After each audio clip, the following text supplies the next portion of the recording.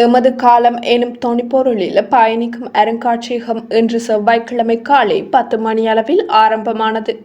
மட்டக்களப்பு மாவட்டம் அரசாங்க அதிபர் ஜஸ்டினா முரளிதரன் கலந்து கொண்டு இதனை ஆரம்பித்து வைத்தார்.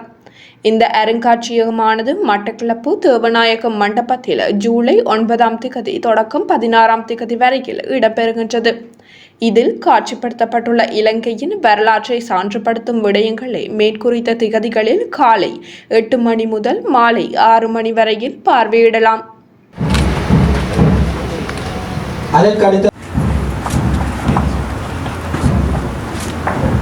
இலங்கையை பொறுத்த வரைக்கும் ஒரு பழக்கம் இருக்குது. முதலாவது என்ன கேள்வி கேட்டப்பட்டு அதை பற்றி ஒரு டீட்டெயில்ஸ் இப்போ நீங்கள் அதை கொஞ்சம் பார்க்கலாம்.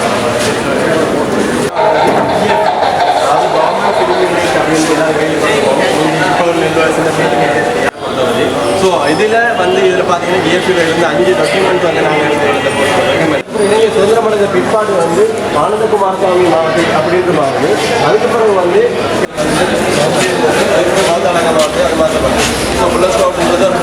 எழுதலாம். ஸோ எழுதி அதாவது இலங்கையில் 30 வருட யுத்தங்கள் நடந்தது. இப்போ அந்த 30 வருட யுத்தத்தையும் அவர்களுக்கு கலர்படுது. பிரிட்டிஷ் காலத்தில் அது தடை செய்யப்படுது. அது தடை செய்யப்பட்ட பிற்பாடு அது அப்படி இல்லாமல் போகிற மாதிரி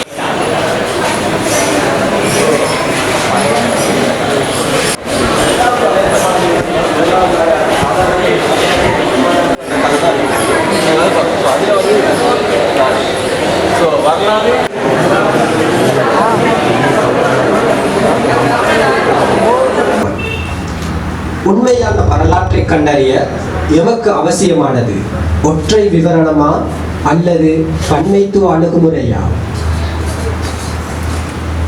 இலங்கையில் நல்லிணக்கத்தையும் நிலைபெறுதகு சமாதானத்தையும் உருவாக்குவதற்கும் பன்மைத்துவ அணுகுமுறையொன்றின் முக்கியத்துவம் பற்றிய கதையாடலில் பொதுமக்களை ஈடுபடுத்தவும் இந்த நேரத்தில் பயணிக்கும் வரலாற்று அருங்காட்சியகத்தை அழைக்கலாம். ஆனால் நாங்கள் சமீப ஒரு கடந்த காலத்தை பார்த்தீங்கன்னு சொல்லி வரலாறுன்றது ஒரு ஒரு ஒரு ஒற்றை கண்ணோட்டத்தோட பார்க்கப்பட்ட மாதிரி தான் எங்களோட வரலாறு காணப்படுது. வரலாறுன்றது ஒரு இணைப்பு பாலமாக இருக்க வேண்டுமே தவிர அது ஒரு டிவைடராக ஒரு பிரிவினை ஏற்படுத்துகிற ஒரு விடயமாக இருக்கக்கூடாது. ஆனால் நாங்கள் எங்களோட கடந்த காலத்தை இலங்கை வரலாற்று அருங்காட்சியக வேலை திட்டம் ஆரம்பித்தது. கோவிடுக்கு முன் பல இடங்களில் இது நடைமுறைப்படுத்தப்பட்டது GIZ-இனால்.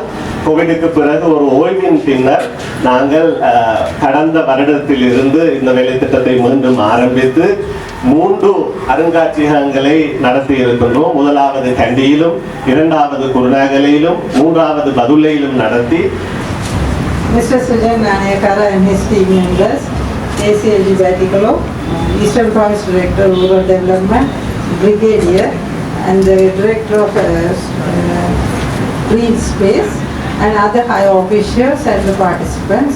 It is my pleasure and honor to be here and address you all.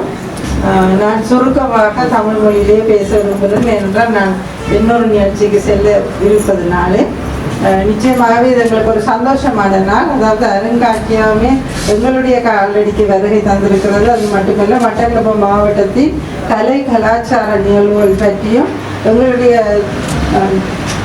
பழைய கால நடைமுறைகள் பற்றியும் எங்களுடைய புதிய சந்ததிக்கு இது அறியக்கூடியதான ஒரு தருணமாக இருக்கின்றது.